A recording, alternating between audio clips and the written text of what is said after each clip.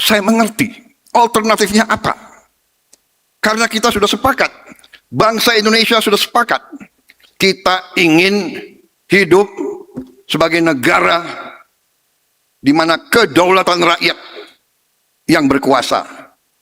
Jadi kedaulatan rakyat wujudnya adalah demokrasi, demokrasi wujudnya adalah pemilihan. Kita mengerti, kita mungkin tidak puas, tapi alternatifnya apa? Apa kita mau gaduh? Habis tiap pemilihan gaduh, tiap pemilihan gaduh, yang kalah ribut, yang kalah ribut. Kapan kita mau menuju kesejahteraan untuk rakyat kita?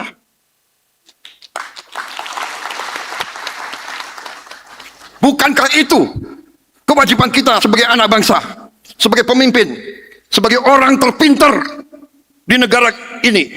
Bukankah itu segala kepintaran kita harus kita abdikan untuk rakyat kita yang paling miskin dan paling lemah? Bukankah itu? Silakan. Kalau ada yang berpendapat lain, hak. Saya katakan kita berbeda. Kalau ada yang berpendapat bahwa gaduh, ribut, bakar-bakar, anarki, kebencian, permusuhan, maki-memaki itu produktif, sementara negara lain menuju kesejahteraan, menuju terobosan, menuju kekayaan. Mari kita simak bersama sambutan Presiden Republik Indonesia yang dilanjutkan dengan penekanan tombol sirene sebagai tanda peresmian pembukaan Sarasehan Kebangsaan sekaligus mengawali rangkaian Konvensi Sains, Teknologi, dan Industri Indonesia 2026. Bismillahirrahmanirrahim. Assalamualaikum warahmatullahi wabarakatuh. Selamat sore, salam sejahtera bagi kita sekalian. Shalom, salve, Om Swastiastu, Namo Buddhaya, salam kebajikan. Yang saya hormati Wakil Presiden Republik Indonesia, Saudara Gibran Rakabuming Raka.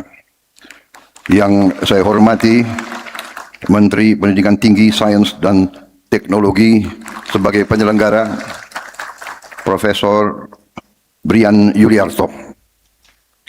Yang saya hormati Ketua Majelis Rektor Perguruan Tinggi Negeri Indonesia, yang sekaligus adalah Rektor Universitas Negeri Gorontalo, Profesor Dr. Insinyur Edward Wolok.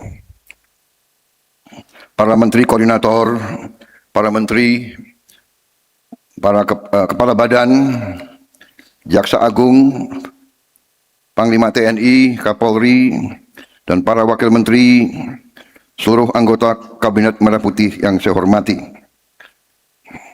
Yang saya hormati para rektor, para guru besar, para direktur perguruan tinggi, direktur politeknik, pimpinan lembaga layanan pendidikan tinggi, para dekan, para dosen, seluruh sivitas akademika dari perguruan tinggi negeri dan swasta di Indonesia, para hadirin tamu undangan, serta rekan-rekan pers dan media yang hadir.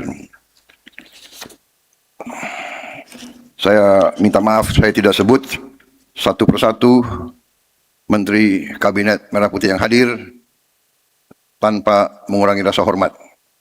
Juga para rektor universitas, para guru besar, saya juga minta maaf karena cukup banyak. Rektornya saja di sini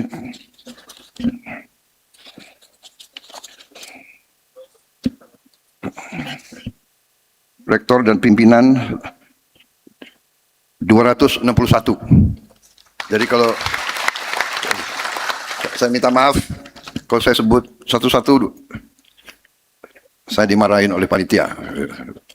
Tapi tentunya ini adalah sebuah kehormatan besar bagi saya untuk bicara di hadapan begitu banyak guru-guru besar, Saya selalu berpendapat bahwa para guru besar adalah orang-orang yang terpintar dari sebuah negara.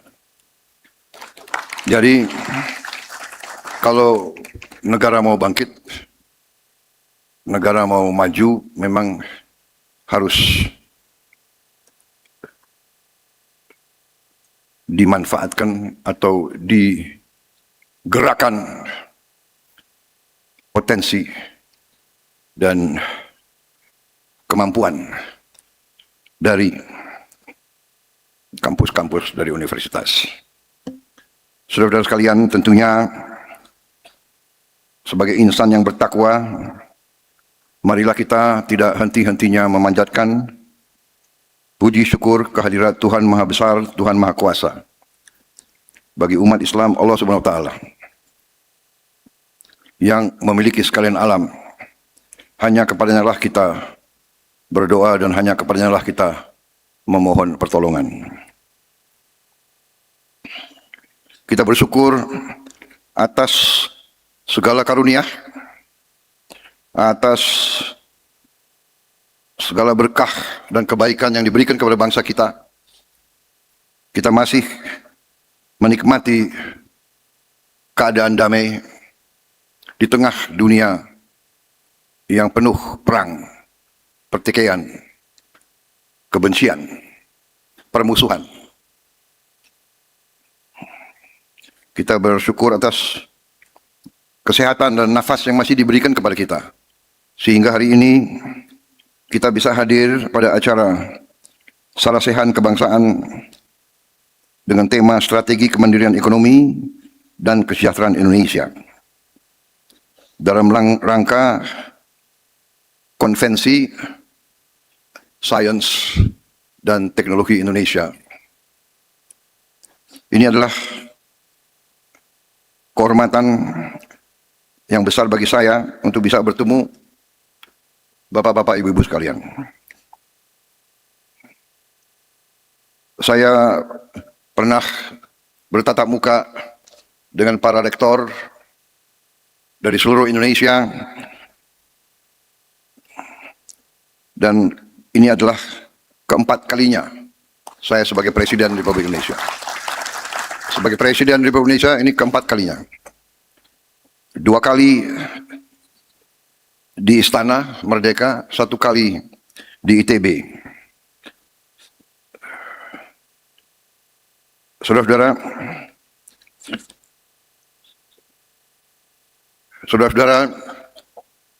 saya katakan tadi, bukan basa-basi, memang kenyataan demikian.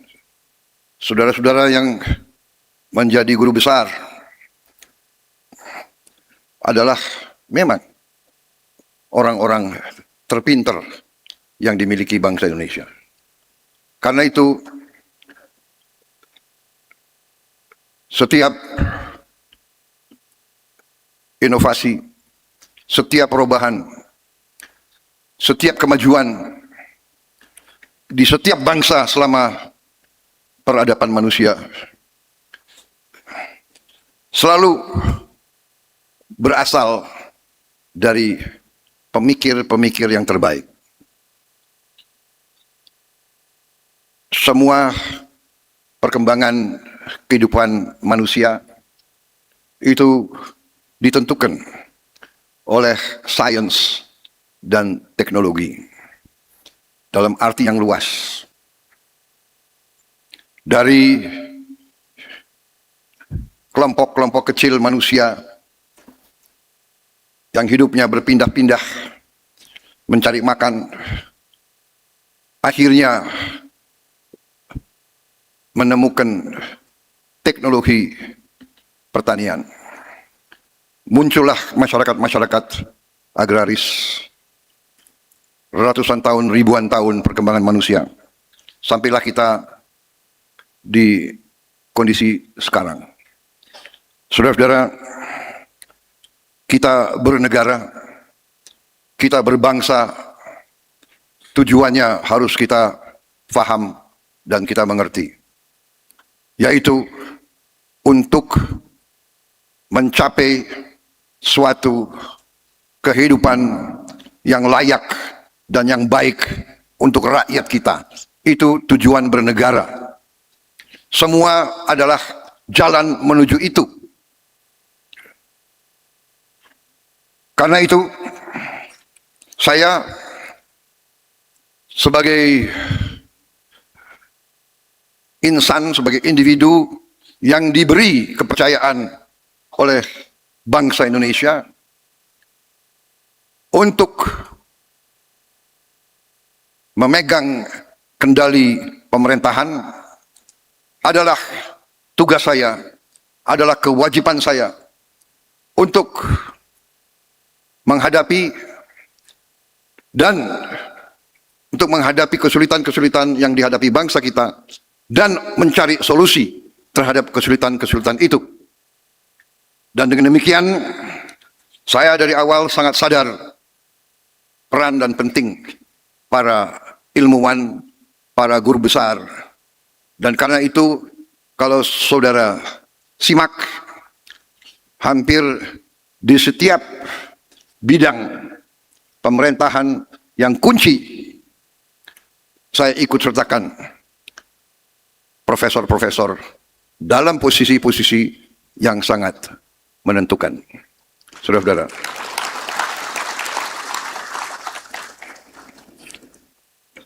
salah satu ilmu kepemimpinan yang saya dapat dalam perjalanan saya adalah bahwa seorang pemimpin, seorang nahkoda harus seorang nahkoda yang mau aman membawa kapalnya sampai ke tujuan, dia harus punya awak yang handal. Itu pelajaran kepemimpinan yang paling dasar. Kalau kita mau menang sepak bola, kita harus punya manajer yang baik, coach yang baik, pelatih-pelatih yang baik, tukang pijit yang baik, tukang bawa minuman yang baik, dan kesebelasan yang terbaik. Baru kita bisa jadi juara. Sama di semua bidang. It is not the technology, it is not the equipment, it is the men and the women behind the equipment. Ini yang kita sadari. Percuma kita punya pesawat yang paling canggih, pilotnya tidak handal. Jadi saudara-saudara, dengan kesadaran itu, saya sangat berterima kasih atas inisiatif konvensi ini yang mengikut sertakan sebuah sarasehan kebangsaan. Saudara-saudara sekalian, saya di hadapan saudara-saudara, saya ingin menyampaikan beberapa peranggapan saya. Selalu dalam setiap pertemuan saya menyampaikan ini, peranggapan.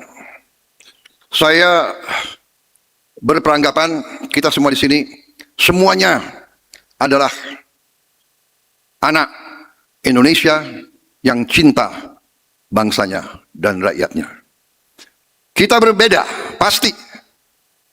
Kita berbeda suku, kita berbeda agama, kita berbeda latar belakang, kita berbeda mungkin ideologi, kita berbeda sejarah, kita berbeda pengalaman. Saudara-saudara, ada apalagi profesi. Ada yang dokter, ada yang insinyur sipil, ada yang insinyur mesin, ada yang insinyur pesawat terbang, ada yang ahli arkeologi, ada yang ahli antropologi, ada yang ahli bahasa, ada mantan tentara, ada pengusaha. Berbeda. Berbeda kita punya latar belakang. Dan saudara-saudara, pengalaman kita pasti berbeda. Tapi dengan premis tadi, dengan anak Indonesia yang cinta tanah airnya, saya kira dalam perbedaan ini kita harusnya bisa mencari titik-titik kebersamaan. Inilah yang saya lihat dari apa yang saya pelajari dari sejarah, karena salah satu hobi saya, passion saya adalah sejarah. Dari apa yang saya belajar dari sejarah ribuan tahun, bangsa-bangsa yang elitnya bisa kerjasama, itu bangsa itu yang bangkit. Bangsa yang elitnya selalu tidak bisa kerjasama, bangsa itu tidak bisa mencapai potensinya. Ini sejarah mengajarkan. Sampai hari ini, marilah kita lihat. Lihat di berita apa yang terjadi di Ukraina, di Eropa. Kalau kita lihat, rasnya sama, sukunya sama, agamanya juga banyak yang sama. Perangnya itu sampai puluhan ribu korban mati tiap bulan. Dan perang di Ukraina sudah lebih lama dari Perang Dunia Kedua. Perang di Ukraina sudah lebih lama dari Perang Dunia Kedua. Kita lihat apa yang terjadi di Gaza, di Palestina, di Lebanon. 90% dari Gaza rata. Mungkin sama akibatnya dengan Hiroshima atau Nagasaki. Lebanon sekarang seperti itu.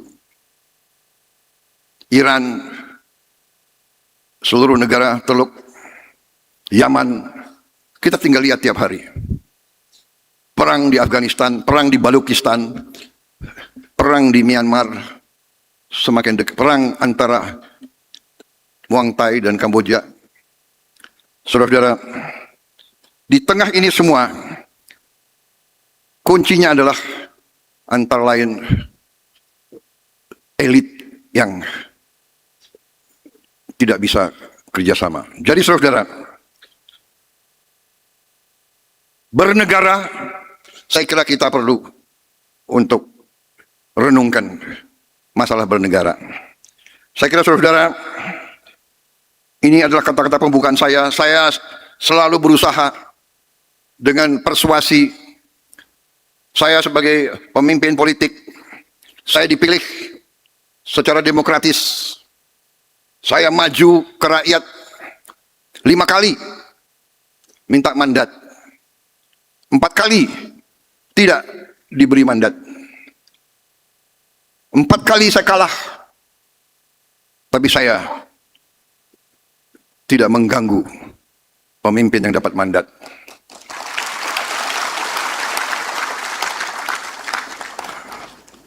Terima kasih. Karena biasanya kalau saya bilang 4 kali kalah, audiens ketawa. Ini orang Indonesia itu, kalah itu sedih sebetulnya. Tapi karena saya sadar, saya mengerti alternatifnya apa. Karena kita sudah sepakat, bangsa Indonesia sudah sepakat, kita ingin hidup sebagai negara di mana kedaulatan rakyat yang berkuasa. Jadi kedaulatan rakyat wujudnya adalah demokrasi, demokrasi wujudnya adalah pemilihan. Kita mengerti, kita mungkin tidak puas, tapi alternatifnya apa? Apa kita mau gaduh? Habis tiap pemilihan gaduh, tiap pemilihan gaduh, yang kalah ribut, yang kalah ribut. Kapan kita mau menuju kesejahteraan untuk rakyat kita?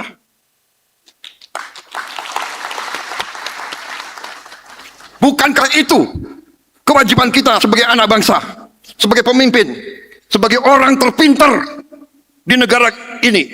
Bukankah itu segala kepintaran kita harus kita abdikan untuk rakyat kita yang paling miskin dan paling lemah? Bukankah itu? Silakan. Kalau ada yang berpendapat lain, hak. Saya katakan kita berbeda. Kalau ada yang berpendapat bahwa gaduh ribut bakar-bakar, anarki, kebencian, permusuhan, maki-memaki, itu produktif. Sementara negara lain menuju kesejahteraan, menuju terobosan, menuju kekayaan. Saudara-saudara, karena itu saya berkali-kali saya datang kepada kampus. Saya datang, saya minta orang-orang terpilih, tanya Pak Brian, tanya Profesor Sigit, saya tanya profesor-profesor IPB, kenapa kita tidak bisa punya benih gandum? Kenapa kita harus import gandum?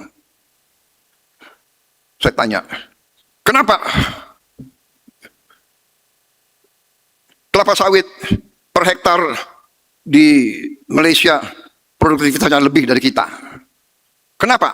Saya selalu minta mereka, kenapa Indonesia setelah 81 tahun tidak bisa bikin mobil buatan sendiri? Saya berdiri di depan saudara-saudara, kalian yang PhD,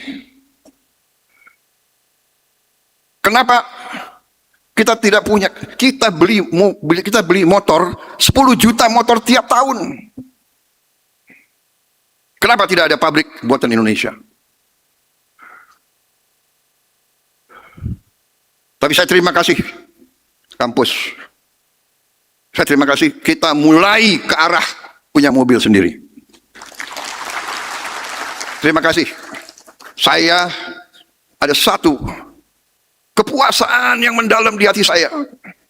Waktu saya dilantik, saya pulang dari pelantikan, saya bisa naik mobil buatan Indonesia. Desainnya Indonesia, dibuat di Indonesia, tidak 100%, dan tidak ada mobil di dunia yang 100% produknya dari satu negara. Tapi kalau 65%, 70% itu sudah boleh kita klaim buatan Indonesia. Risikonya sekarang selama saya jadi presiden, ya harus naik mobil buatan Indonesia. Waktu bulan-bulan pertama ya lumayan, kecuali kalau hujan keras. Kalau hujan keras sempat bocor juga itu. Tapi saya kembalikan, Profesor Sigit, gimana nih mobil presiden bocor? Perbaiki, tidak apa-apa. Minimal kita mulai. Kita harus berani mulai.